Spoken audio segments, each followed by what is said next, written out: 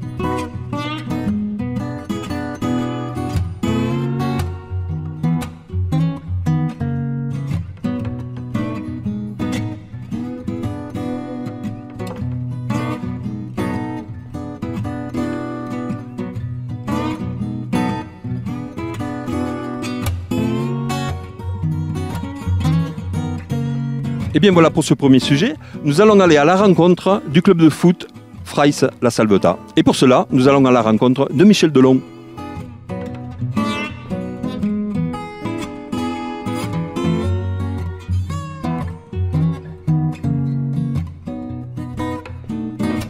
Oui, bonjour Michel. Merci de nous recevoir dans ce cadre merveilleux donc, de l'auberge de l'Espineuse, parce que nous allons parler d'un moment qui est important dans la vie du club de l'entente foot Freiss La Salvetat, c'est l'anniversaire des 40 ans. Tout à fait, bon, on est là pour ça.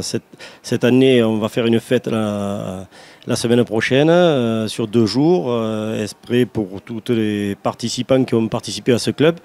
Bon, moi je suis arrivé qu'en 84, j'espère que ça va bien se passer. Le but c'est de faire une grosse fête ensemble et de retrouver certaines personnes. Voilà. Donc les invitations sont lancées, maintenant il y a du retour? Oui, il y a beaucoup de retours, on ne s'attendait pas justement à ça. On a fait quand même 400 envois, il y a eu 400 joueurs à peu près, plus dirigeants. Et bon, il a fallu les trouver, c'était pas facile. Mais il y en a quand même la moitié qui ont répondu, qui viendront au repas le soir, le samedi. On est 180 à 200 personnes. Et le lendemain, il y en aura autant, parce qu'il y en a d'autres qui viendront que le dimanche, parce qu'ils ne pouvaient pas être là le samedi. Très bien.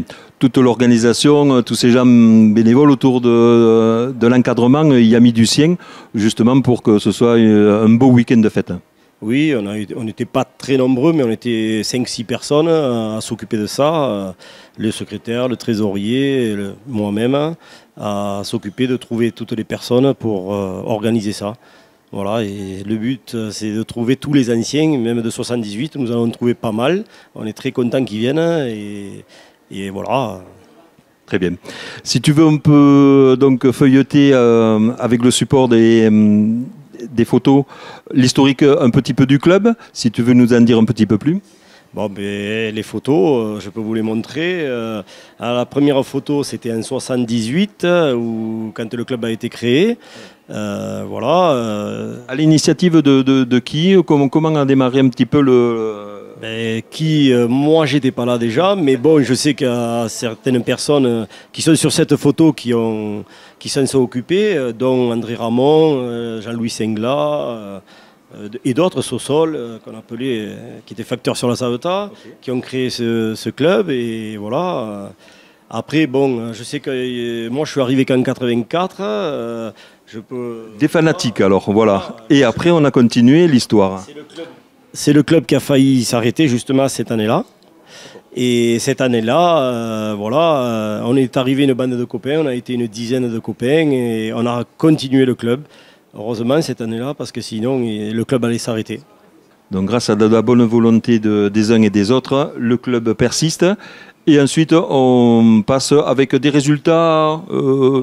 Ça a été très compliqué. Des fois, on se déplaçait à 9 ou 10 pour essayer de maintenir cette équipe.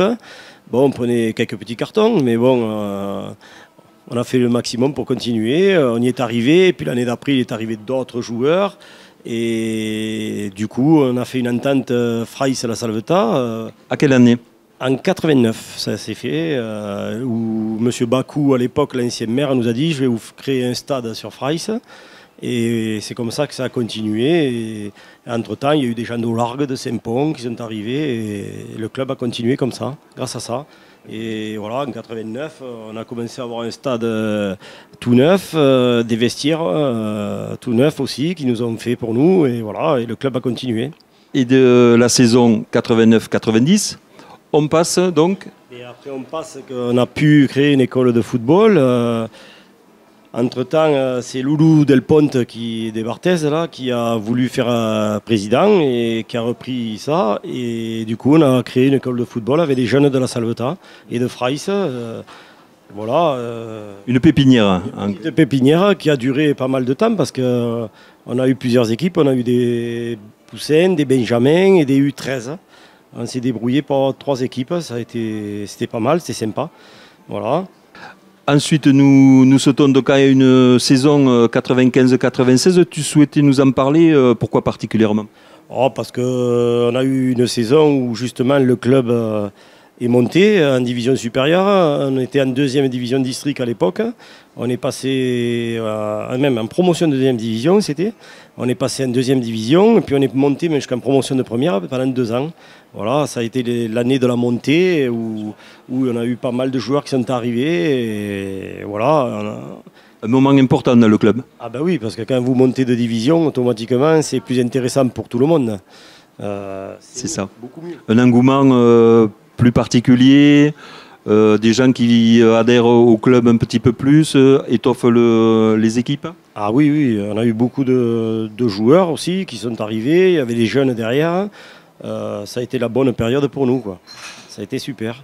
Après, il y a eu d'autres années plus compliquées. Après, c'est toujours pareil. Quand on est dans les hauts-cantons, c'est vraiment compliqué quand vous jouez des clubs en plus comme, je sais pas, Cornillan ou Cazoul ou même des clubs sur Montpellier qu'on est allé jouer, quoi. J'allais venir à l'effectif et évidemment, c'est un des soucis pour les entraîneurs, le président.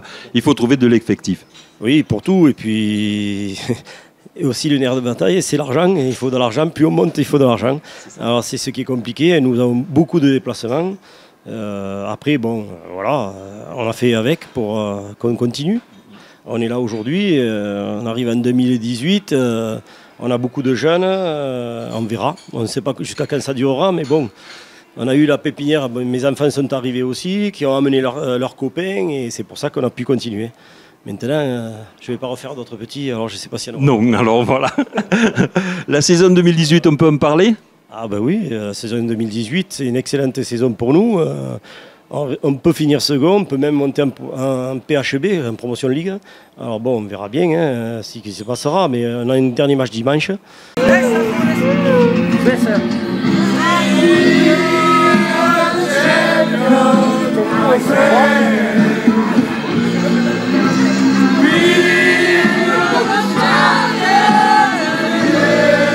Dimanche, si on le gagne, suivant ce que feront les autres, ça peut être très bien pour nous. Voilà, un très bon classement, on risque d'être second. Sur une poule de 12, il y en a 2 qui montent en plus, alors bon, c'est très valorisant pour nous, quoi. Bien sûr. Et donc là, je vois que tu nous fais donc la primeur de la photo 2018. Ah oui, c'est normal, hein, c'est l'équipe actuelle. Il y a pas mal de jeunes, on a une moyenne de 25 ans d'âge. Alors je trouve que c'est déjà bien qu'on arrive à faire ça. Bon, après on verra. Hein. Avec de bonne volonté, on arrive à beaucoup de choses. Très bien, en tout cas, je te remercie et souhaite pour le week-end prochain, évidemment, un joyeux anniversaire. Merci beaucoup, j'espère que ça continuera après même. C'est surtout ça. Voilà. Merci beaucoup. Merci Michel.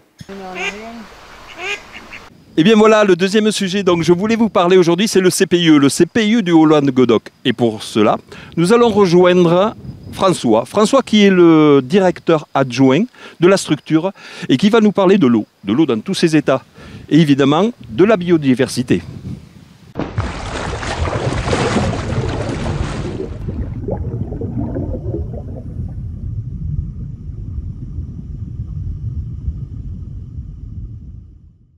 Bonjour François, heureux de te retrouver. Tu vas nous parler du CPIE. Oui, bonjour Alain. Donc voilà, moi je m'appelle François Picot, je travaille au CPIE du Haut-Languedoc. Donc CPIE, ça veut dire Centre permanent d'initiative pour l'environnement. C'est un label national et aujourd'hui il y a à peu près 80 CPIE en France. Donc nous, on travaille sur le territoire héroltais du parc naturel régional du Haut-Languedoc et puis on a nos locaux ici à la Salvetat-sur-Agout. C'est une association qui a 35 ans aujourd'hui. Ça fait une vingtaine d'années qu'on est basé à la Salvetat et une de nos missions principales, c'est l'éducation à l'environnement vers tous les publics. Donc ça fait très longtemps qu'on fait des animations dans les écoles, dans les collèges, dans les lycées, et puis aussi vers le grand public, donc les gens qui viennent en vacances, mais aussi les habitants du territoire, pour découvrir notre environnement, être sensibilisés aux problématiques environnementales, aux enjeux de ce territoire. Et là donc tu es basé sur la Salvetat ou alors plutôt tu navigues sur le Haut-Languedoc? Alors, on est une équipe de 4 salariés aujourd'hui au CPIE, avec aussi des bénévoles comme toute association. Et donc, nos locaux, nos bureaux sont basés à la Salvetat au Boule-d'Ouire, à côté du lac. Mais on travaille avec beaucoup de communes, beaucoup d'écoles de ce territoire. D'accord. Si j'ai bien compris, l'axe principal, on va dire, de l'activité est basé autour de l'eau. Alors, c'est une de nos thématiques privilégiées, forcément, quand on est sur un territoire comme ici à la Salvetat, et même en général le Haut-Languedoc, qui est un petit peu le château d'eau du département de l'Hérault, forcément que la thématique et les enjeux autour de l'eau et de sa préservation sont forcément prioritaires pour nous. Très bien. Là, on est à côté du pesquier et on entend quelques bruits. Alors voilà, on entend les grenouilles vertes qui chantent. Et voilà, donc je vais vous montrer tout à l'heure une des actions qu'on a menées. Alors ici c'était avec la commune de la Salvetat-sur-Agout. Après on emmène d'autres avec d'autres communes ailleurs, mais on trouvait intéressant de vous montrer un des aménagements auxquels on a participé en partenariat avec la communauté de communes, mais aussi avec d'autres acteurs de ce territoire. Très bien. Au-delà de l'eau, il y a d'autres activités? Alors forcément, donc si on parle des thématiques, il y a aussi la forêt, qui est voilà, il y a 2/3 de notre territoire qui est forestier, donc forcément c'est une thématique importante aussi. Mais après, on va aussi travailler sur plein d'autres thématiques, les énergies renouvelables, l'alimentation, le jardinage. Il y a vraiment énormément de choses. Aujourd'hui, on parle aussi de plantes exotiques envahissantes. C'est une de nos missions aussi sur lesquelles on travaille beaucoup actuellement. On a accompagné aussi des collectivités sur le passage au zéro phyto, sur l'interdiction d'utilisation des produits phytosanitaires dans les collectivités. Donc voilà, on va dire que c'est un large champ de thématiques environnementales et après on essaye de les décliner vers tous les publics. Alors on peut aussi parler de zéro phyto avec les enfants dans les communes. On parle d'alimentation forcément, on essaye de travailler avec les écoles, avec les collectivités sur ces thématiques-là pour mener des projets de sensibilisation à consommer différemment, à consommer mieux, à consommer local, voilà, et aussi à manger mieux. Et à chaque fois, on essaye aussi de mettre un peu de convivialité dans nos animations, dans nos activités. Donc ça passe aussi sous forme d'ateliers, quand on cuisine ensemble des produits du terroir ou même des plantes sauvages comestibles. Aussi, on a des ateliers pour fabriquer soi-même ses produits d'entretien, ses produits cosmétiques. Donc voilà, c'est vraiment très large comme action, mais avec comme principal enjeu la préservation de notre environnement, de nos ressources.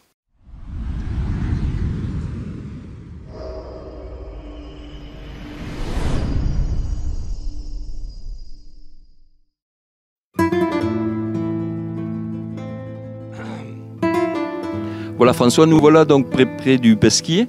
Est-ce que tu peux nous en dire un petit peu plus sur l'environnement que nous sommes? Bien sûr, alors ici on est sur le pesquier du Gois des Brasses. Donc c'est un pesquier qui avait pratiquement complètement disparu, on ne le voyait plus, il était enfoui sous la végétation.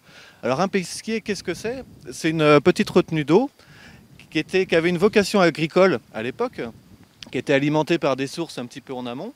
Et puis on bloquait l'eau pendant une certaine période et on rouvrait des trappes pour alimenter en dessous les prairies pour permettre à l'herbe de rester verte, voilà, pour les animaux. Alors ça a perdu son utilité parce que aujourd'hui l'activité agricole a vraiment diminué, et puis aussi avec l'apparition du lac derrière nous, il y a aussi toutes ces parcelles agricoles qui ont disparu sous le lac. Donc nous, on a travaillé sur cet endroit parce qu'on le trouvait intéressant au niveau de la biodiversité et notamment au niveau des amphibiens, les grenouilles, les tritons, les salamandres. Et puis on a travaillé en partenariat avec le lycée agricole de Saint-Amand-Soult, le lycée forestier. Et donc on a restauré en grande partie ce pesquier. Et l'année dernière, avec nos collègues du CPIE des Pays Tarnais, qui encadrent des chantiers d'insertion, on a terminé les travaux avec la reconstruction des murets, l'ouverture finale de la végétation et puis la mise en protection, comme tu le vois ici, des barrières pour pouvoir faire le tour en toute sécurité de ce pesquier. Et aujourd'hui, quand on le voit dans cet état, l'eau est bien remontée, on entend les grenouilles vertes chanter, donc c'est un succès. Et puis c'est un endroit vraiment très agréable sur la commune de La Salvetat. Très bien. C'est vrai que le chant de tous ces amphibiens donne vraiment le résultat de ce que vous escomptiez. Voilà, c'est le résultat final. Alors après, on pourrait s'amuser à aller passer un ou deux coups d'épuisette pour voir vraiment quelles sont les espèces qui sont présentes aujourd'hui. Mais bon, tout à l'heure, comme je le disais, on a déjà entendu les grenouilles vertes. On pourrait aussi retrouver le crapaud commun, le triton. Et puis aussi, pourquoi pas, la salamandre, avec un petit peu de chance, qui aurait déposé ses larves dans ce pesquier. Très bien. Vous avez moyen de pouvoir évaluer la population justement de ces amphibiens? C'est compliqué, c'est vraiment beaucoup de temps de travail. Donc nous, ce qu'on essaye déjà de voir, c'est quelles sont les espèces, où est-ce qu'elles sont présentes. Et puis essayer de retourner de temps en temps pour voir si elles sont toujours présentes. Mais en nombre, en quantité, c'est très compliqué.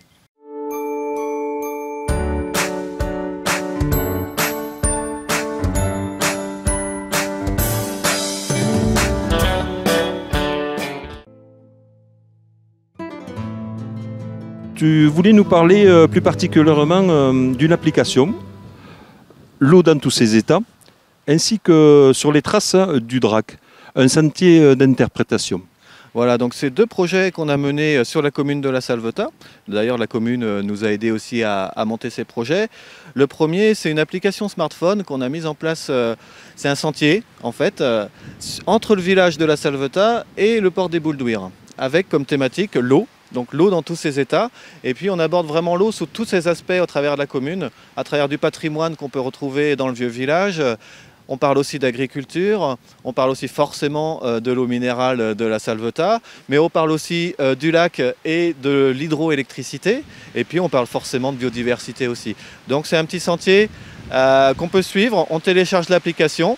On peut aller se connecter à la borne Wi-Fi du bureau d'information touristique, on télécharge l'information, on télécharge la carte et puis on part sur ce cheminement et puis on a plusieurs points et puis c'est un petit jeu de questions avec des questions adaptées pour les enfants, des questions pour les adultes. On peut le faire en famille et puis il y a des petits points qui s'accumulent et à la fin on voit qui a gagné, les enfants ou les parents. Voilà.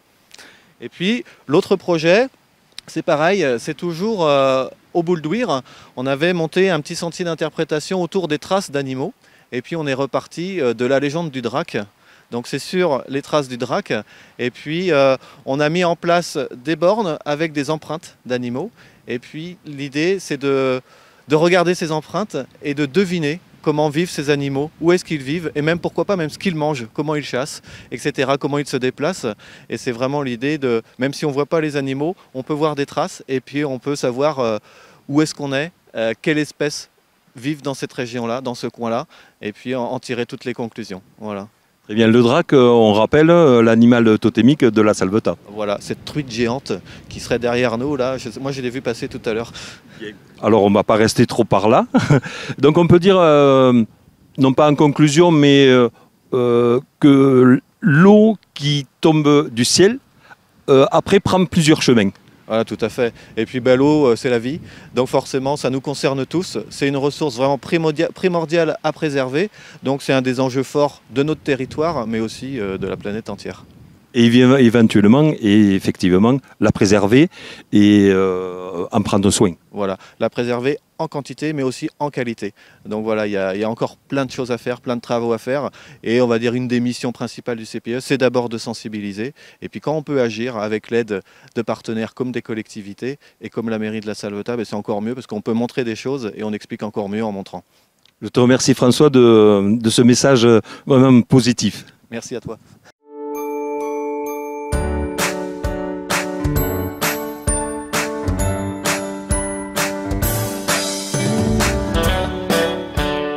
Eh bien voilà, j'ai été ravi de présenter ce journal sur la Salvetat TV.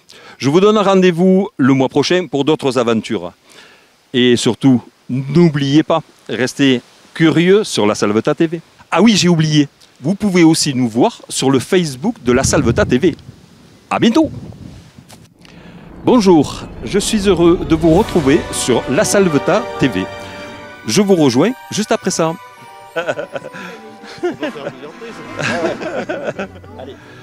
Ah oui, ça y est, je vois dans le film, oui, à un moment donné on présente, mais à un moment donné on envoie. Oui, d'accord. Voilà, bonjour François. Bonjour, je suis très heureux de vous retrouver sur la Salvetat TV. Ne bougez pas, on se retrouve juste après ça. Ah oui, d'accord. Voilà François, donc nous voilà plus près du pesquier. Voilà François, nous voilà donc près de... Voilà, donc j'ai pensé aux œufs. Voilà. Bonjour, je suis très heureux de vous rencontrer sur la Salvetat TV. Non, c'est pas ça. Tic, tic, tic, j'y retourne.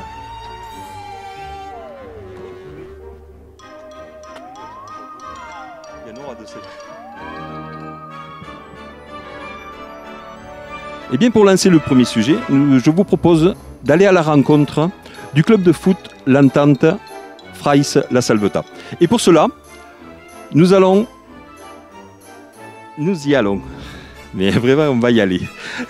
Alors, du coup, j'y retourne si j'y vais. Bonjour.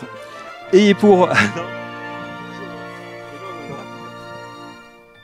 Eh bien voilà, pour ce premier sujet, je vous propose d'aller à la rencontre de l'entente de foot La Salvetat Fraysse, le club de foot bien connu.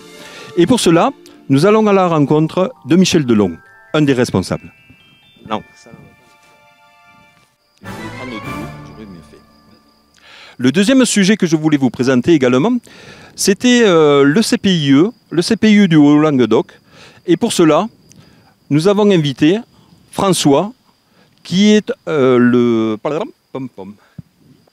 Et bien voilà, pour le deuxième sujet que je voulais vous présenter, nous allons à la rencontre de François, qui est le co-président, co-directeur, pardon, excusez-moi, de... Eh bien bonjour, le deuxième sujet que je voulais vous présenter aujourd'hui... Ah non. Le deuxième sujet que je voulais vous présenter aujourd'hui également...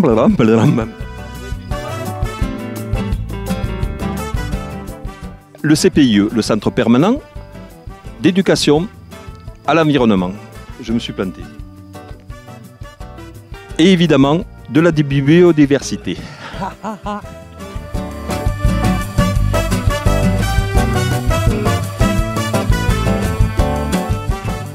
Et maintenant...